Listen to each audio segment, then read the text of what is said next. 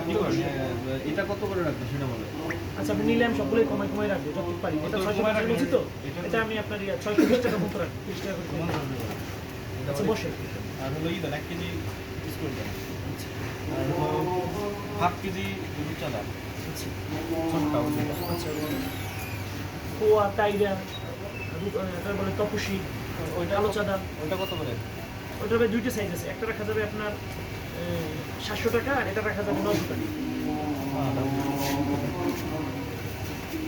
এটা হলো কালো চাঁদা, ব্ল্যাক কম্পেয়ার, এটা কত করে? ওইটা 400 টাকা দিচ্ছি।